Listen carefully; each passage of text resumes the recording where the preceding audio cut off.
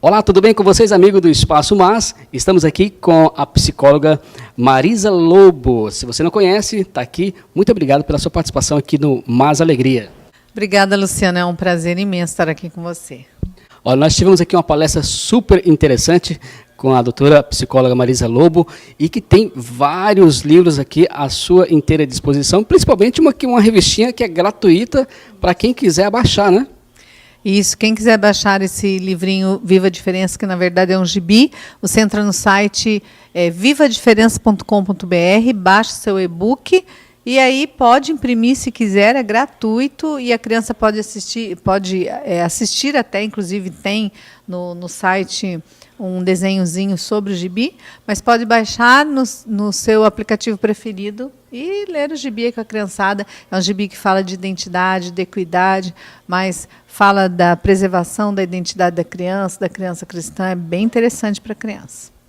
Para quem não conhece a Marisa Lobo, ela foi conhecida quase que mundialmente, porque devido a uma luta que ela teve, né, na justiça, onde a sua credencial, né, foi cassada no conselho. E aí, o porquê? Qual foi o motivo? Adivinha o porquê? Porque eu estava lutando contra a ideologia de gênero na educação lá no Paraná. Aí o movimento, né, esquerdista inventou que eu curava gay, foi um fake news. E aí tentaram cassar o meu registro profissional. Fui cassado em 2014, entrei na justiça, a justiça anulou a cassação. Aí eles me processaram de novo e perderam em primeira, segunda e terceira instância. Então, felizmente ainda há justiça nesse país, né? Mas foi uma luta muito grande que eu travei desde 2010 até 2018, quando foi a decisão final do STF, uma perseguição ideológica assim fora do normal. E isso está acontecendo em todo o mundo, né? E no Brasil, a perseguição ideológica aos cristãos é muito grande, principalmente aos profissionais de psicologia. E é interessante que você estava falando que hoje o número de pessoas evangélicas, né, que estão procurando ser psicólogos, profissionais na área da psicologia, aumentou bastante depois dessa grande vitória que você teve, né? Sim, com certeza. Muitos cristãos tinham medo de fazer psicologia, medo de ser perseguidos.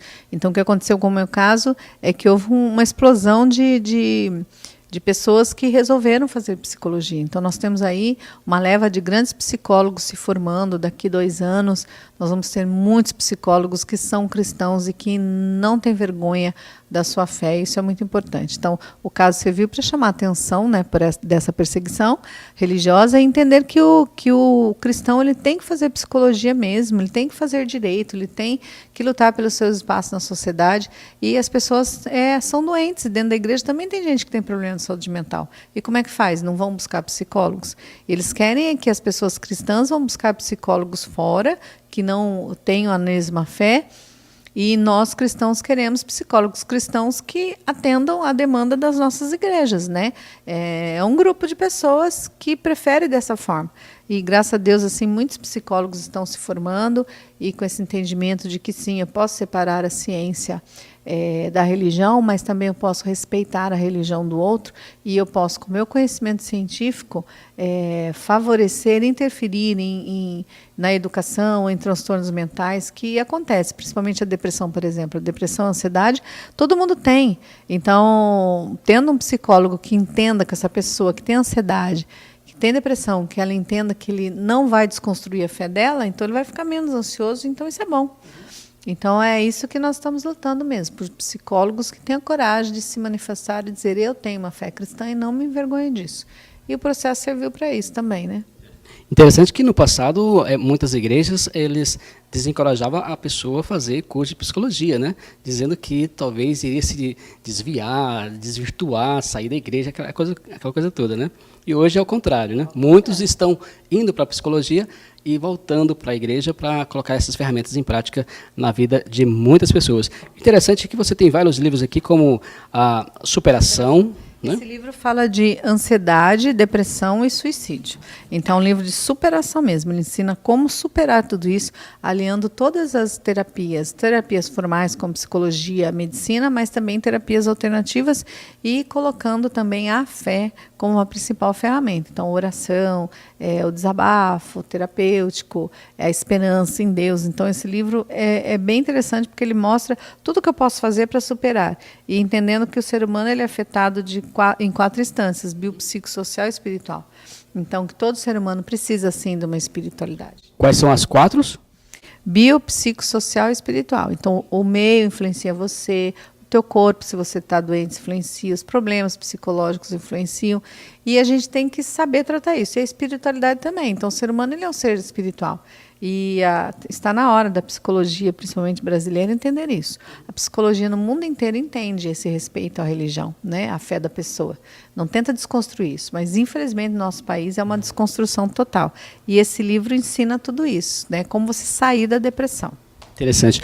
Hoje você estava dando uma palestra aqui para pastores, né, na Associação de Pastores, e aí você falou algo sobre interessante sobre o suicídio, né, ou depressão, principalmente depressão e suicídio. Aí você falou das pessoas que estão no mundo, né, por falta de Deus, e acabam entrando numa depressão, ou até mesmo chega até suicídio.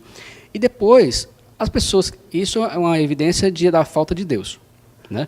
E depois você falou também da pessoa que está dentro da igreja e que também está com depressão e às vezes comete suicídio, como é o fato de alguns fatos que aconteceu sobre pastores cometido suicídio. Aí você fez uma pergunta. E aí? A igreja tem que sair da igreja? A igreja tem que ir para o mundo? Eu fui num programa de TV do Brasil que eu fiquei assustada. 88% falta de Deus. Aí fala de suicídio, mais de 80% falta de Deus. Ah, tá bom, então os que têm Deus, faltou o quê? E as pessoas que estão no mundo? E a esperança, que é cientificamente provado, que a esperança em Deus tira a pessoa da depressão, daquele lugar obscuro e traz a pessoa à vida. Mas aí quando eu estou na igreja, o que acontece? Então parece que quem está no mundo precisa de igreja, quem está na igreja precisa do mundo? É?